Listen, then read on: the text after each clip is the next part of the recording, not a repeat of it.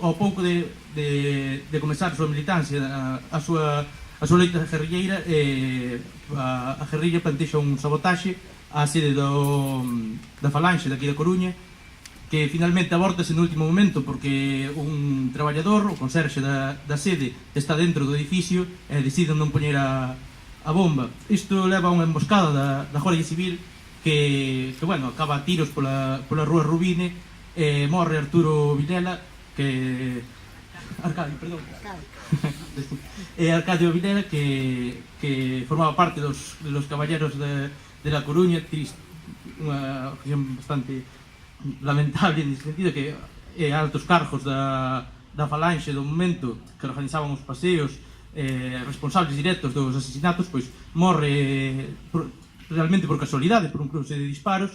O único detido é Manolito, e bueno, xa absolutamente antes de iniciarse ningún tipo de procedimento xa é culpado e acusado. Realmente despois dase un xuicio que é máis un teatro que un procedimento judicial. Aquí cando asesinan, é condenado a garrote vil, asesinado con tan solo 21 anos, e bueno, nun intento do réxime por escarmentar a guerrilla, por meter o medo do corpo tamén a todo o mundo que intentara loitar e dar exemplo. Neste contexto desa Coruña da posguerra, desa Coruña na que é difícil, é moi difícil ter consciencia política, ou por menos amosala, que a voz que se levanta é agredida, é executada, é silenciada por todos os medios, pois é na que Manolito decide militar, na que Manolito Vello dá un paso ao frente e non se conforma co réxime do momento, non é cómplice, nin é neutral ante a injusticia, e por eso estamos aquí. Este acto, por suposto que é por recordar a súa memoria, por o cariño que lle temos, pero é un acto político. É un acto político de reivindicación do exemplo de Manolito e de todos os guerrilleiros e guerrilleiras que mantiveron esa atitude, que nos dan o exemplo actualmente. Foi un exemplo do pasado, pero mantéñense vivos nese sentido. Por eso, na Xuventude Comunista seguimos tendo un colectivo co seu nome, por eso todos os 11 de xullo nos volvemos aquí a poñerlle esta estrela de 5 puntas como el pediu, precisamente porque é exemplo, porque danos folgos e ensínanos que aínda nas situacións máis difíciles como a que viveu el, probablemente a máis complicada para militar nun partido comunista, pois aínda neses casos xorden figuras, xorden miles, centos e miles de militantes que toman consciencia política e que siguen esa loita.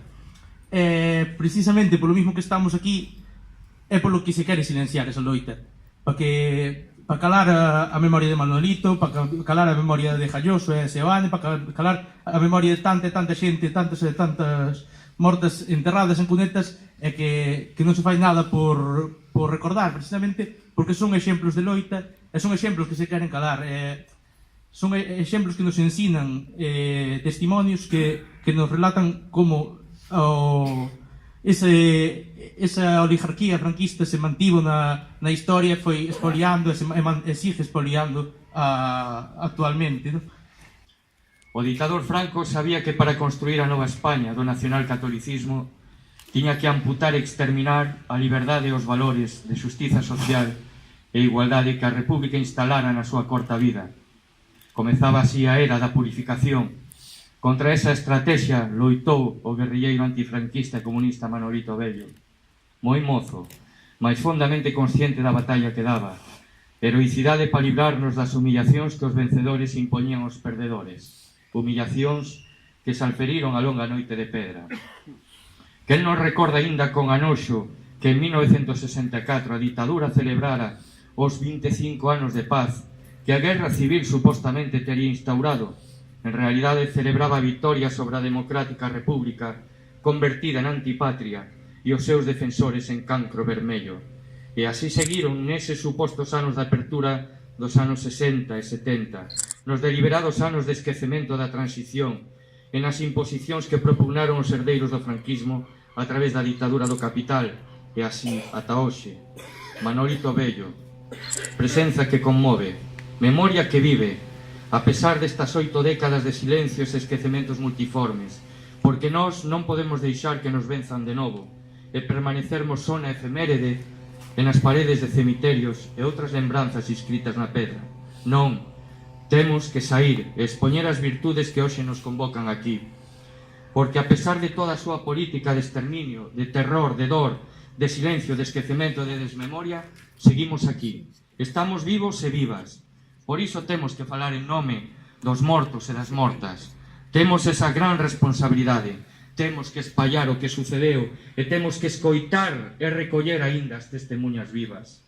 E sobre todo no traballo cotián de reconstruir e vivir a nosa memoria republicana, non nos deixemos dominar por esas farsas do suposto consenso e do políticamente correcto, pois nada hai máis incorrecto que pretender crear unha democracia sobre as cinzas da memoria da Segunda República, concedendo perdón aos verdugos golpistas. As cunetas e outras paraxes máis ocultas aínda tremen cos osos de homes e mulleres que defenderon a legalidade republicana coas súas vidas. Mesmo as que non morreron, porque Franco impuxo unha morte en vida, manifesta no corpo das mulleres dos rojos, someténdoas a un amplo cárcere de vulneracións.